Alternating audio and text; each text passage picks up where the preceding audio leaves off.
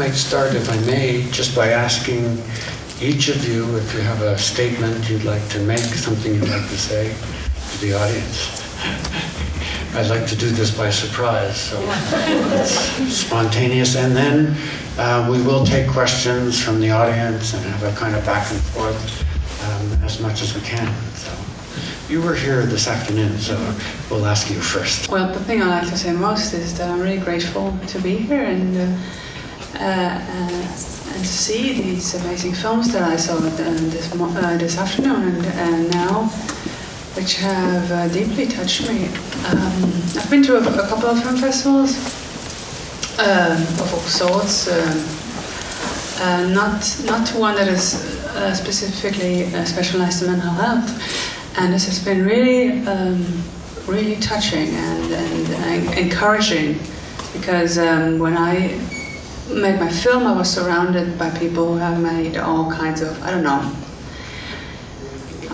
films where I thought, well, is that really necessary to make that film? Or, you know, kind of stupid films, or people who just make films to make a film, or, you know, and I felt a bit almost isolated to make a film where I thought, wow, this is really important to me, and I'll put all my money and effort into it because I want to do it. And I've not only come to experience in the last 2 years that this has been very rewarding for me, but I see really that the films also that touch the audience in general the most, and that are most rewarding for the filmmakers, are the ones that are really have a really personal, important message.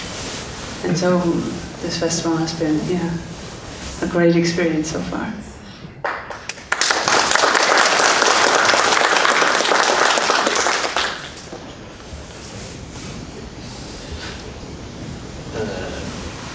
I'm happy to be here, that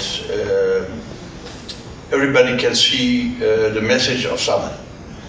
Sanne was, the message of Sanne was to die human, in a human way. Human. And that's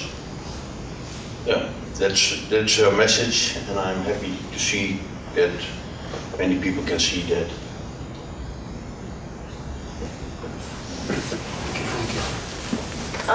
Well, I'm very happy to be here as well. But I'm mostly really curious about the audience and their questions, actually. Well, we certainly thank you for sharing the humanness of the circumstance with us. Much appreciated. One of the privileges that I have as a director of this film is that I cheat and I always get the first question. So, but to Kim, I'd like to ask you to express something you told me last night about how you started the process of this particular film and how you met Hubert. Yeah, there are actually two stories. This film, the idea of this film started a couple of years ago when the best friend of my mom committed suicide. He was suffering from really severe depressions for all of his life. And I think my mom and I saw him 2 weeks prior to his death. And we didn't know that he was about to commit suicide. When we saw him, he was really, really, truly happy. And he was talking about doing all these things, he going on vacation with his son, and he looked really good. So my mom and I were like, oh, well, he's doing better. We haven't seen him like this in more than 10 years, but okay, good for him. And then 2 weeks later, the phone rang, and he committed suicide. So we knew immediately that we saw him, that moment, that he was happy because he knew he could die. He could be happy because he knew his suffering was coming to an end. And that made me think, if someone really truly wants to die, why does somebody need to do it alone? Why is the only option to jump in front of a train, jump off a flat, take a lot of pills? So I just started researching those questions, mostly for myself. And then I found this organization in the Netherlands. It's called the Einder. That literally means the ending.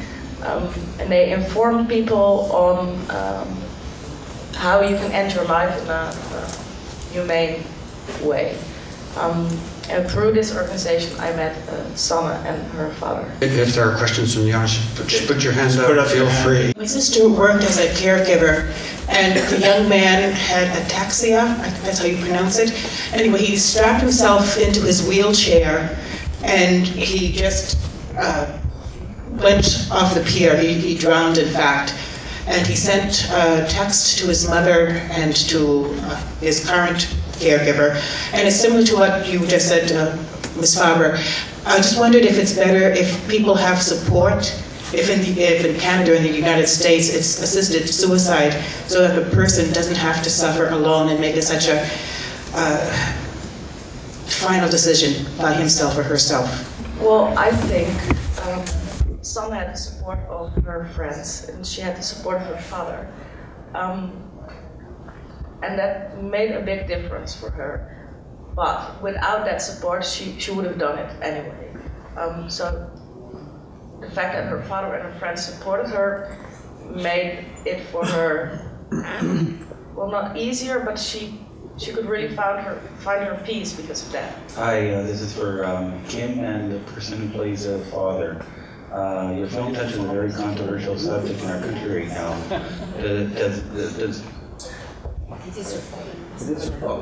The man who played the father, that's what I meant. He's the father. Oh, he is the father? Yes. Oh, I'm sorry. Okay, I apologize. Well, then actually, second question is actually very good, I think.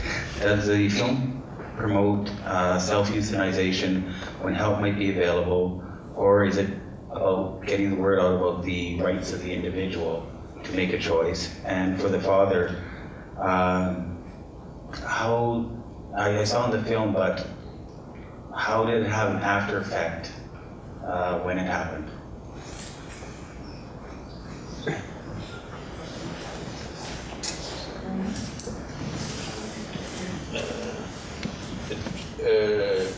It isn't easy, but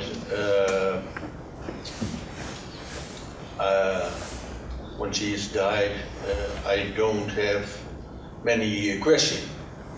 I have spoken to her before her death.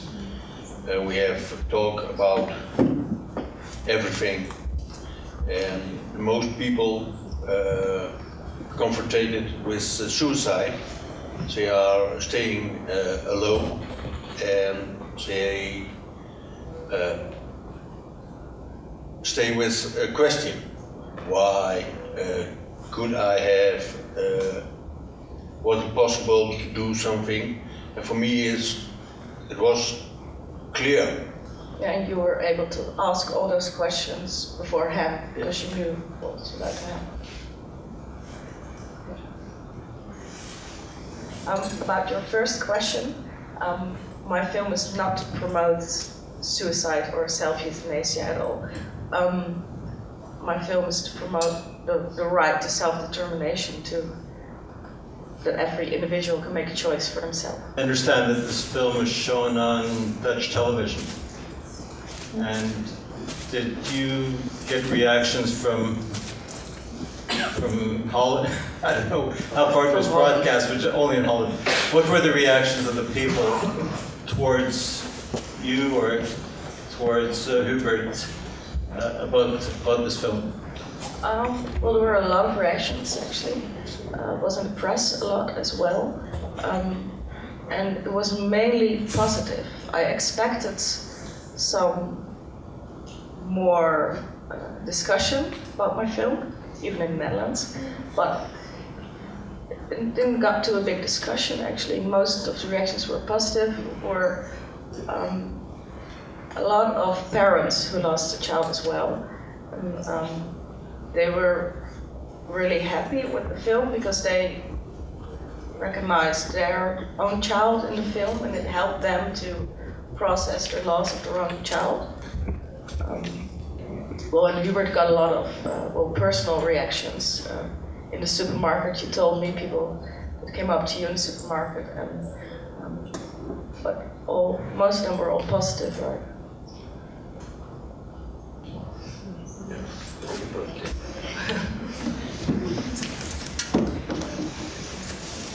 Do I see any hands?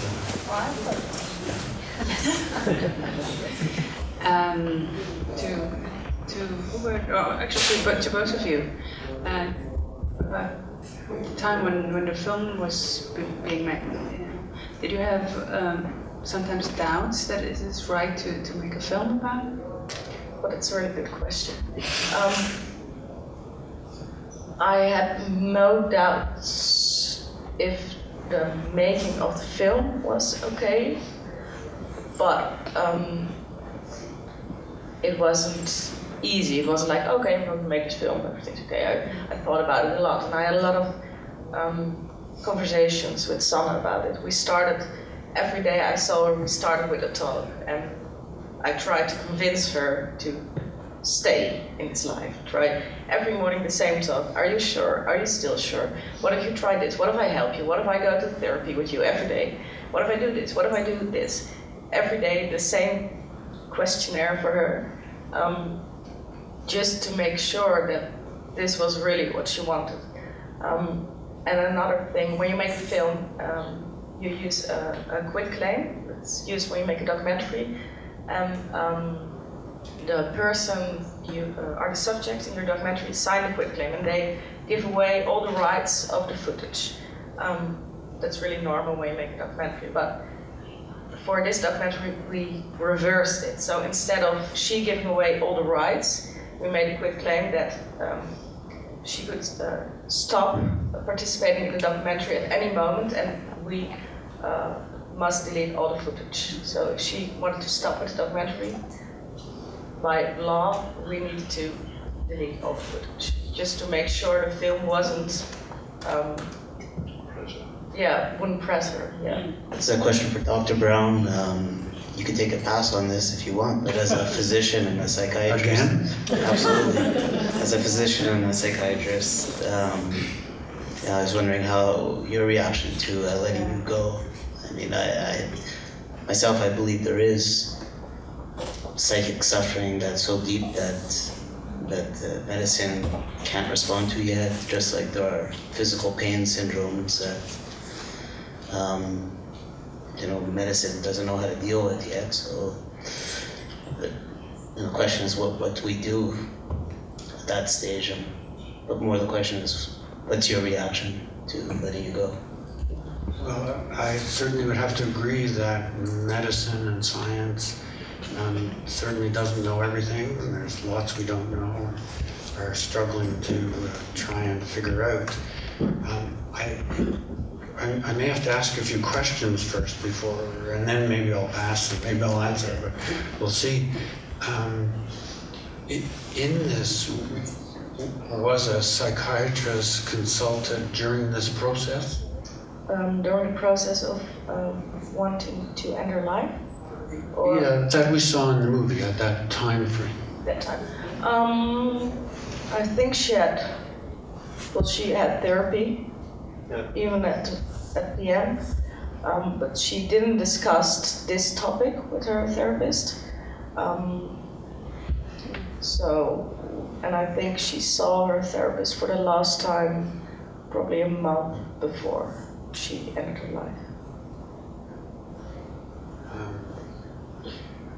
Okay, I'll try not to pass. A very difficult thing. I think in this case, then, there was not a psychiatrist involved directly at that time of the decision that she would self-euthanize. And so that changes how I can possibly answer this. I'm not sure at all that I personally could participate in that at that level. I presume that's probably why she didn't talk about it at that level. She talked about it at every other level, which I think was... I think her psychiatrist wouldn't support this. Definitely not. No. Yeah, which doesn't surprise me. And I think I would have had the same stance as that? I'm not sure I fully answered. It's a very. I have a question that might be slightly related. It is that at the very beginning and then again, her grandmother is mentioned, and it's very clear she feels she's going to her grandmother. It isn't elaborated, but I wonder if you could say a little something more about that. She was always close to her grandma, and very close. And the problems for her were started before my mother died. And my mother has seen her also in depression and all the way. But after my mother has died,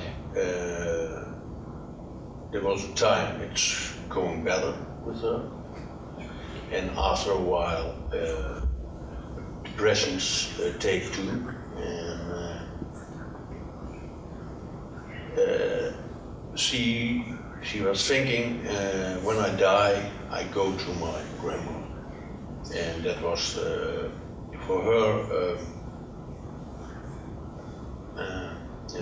It gave her a lot of peace. yeah, give her a lot of peace. Yeah.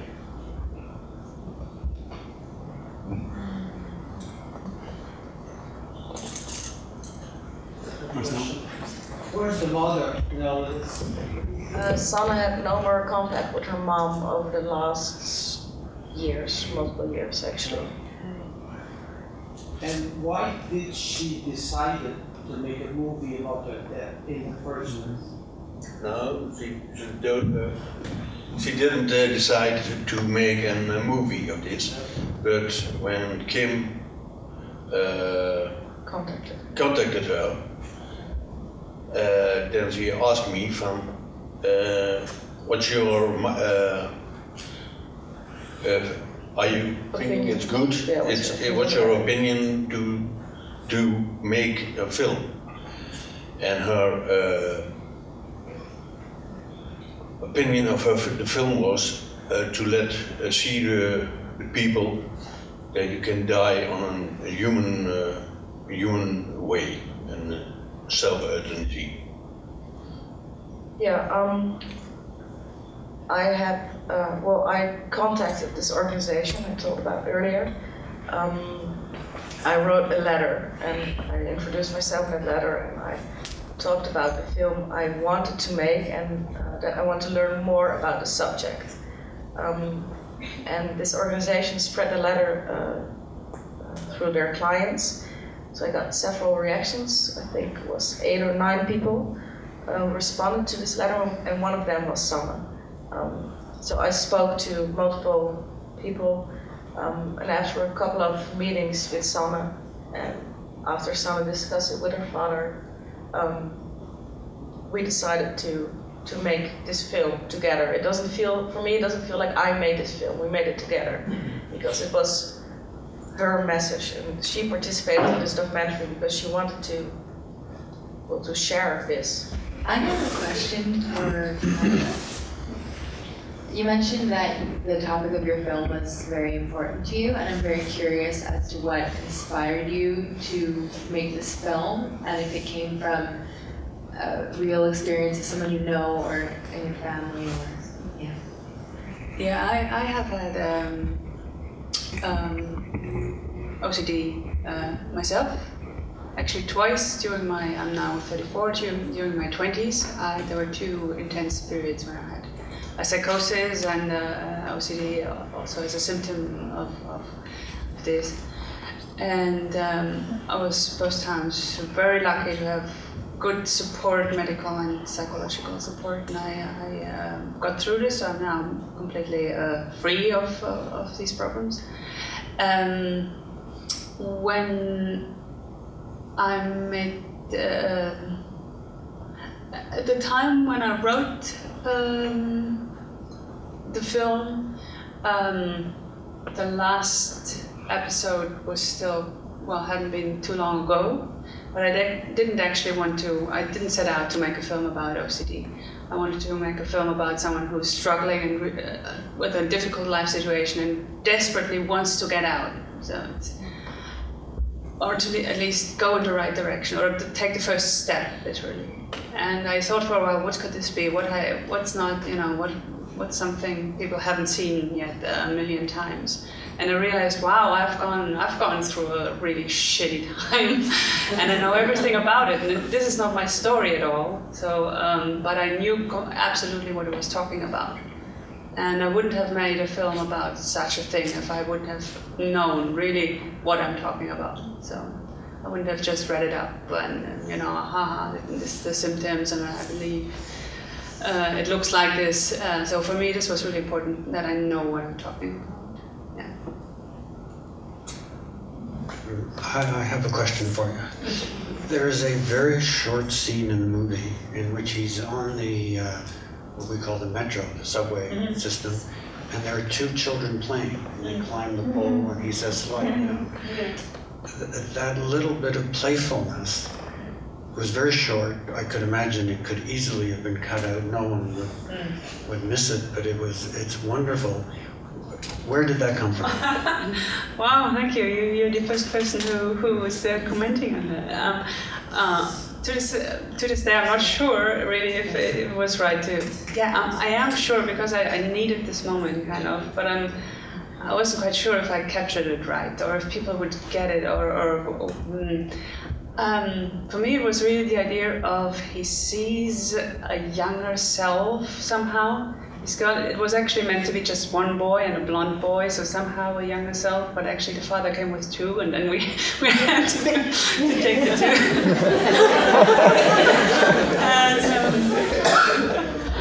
and it was this moment of actually being, he can't or doesn't like, can't touch anything, and especially in the metro, these poles, and even, when you're healthy and normally you think like, how many 1,000 people have already touched it. And they don't care. They're kids, they're healthy, they don't care, and there's this moment of playfulness, but then again, at the end, I don't know if it's visible or audible, so one of them says, or something like that. So he has this moment of just, it could be so easy, but no, so it's just a little piece of where he wants to get to, back to feeling easy about feeling, I think there was a certain playfulness throughout the movie, as painful as the OCD is. There was a certain playfulness right throughout. J'aimerais que vous apportiez Merci.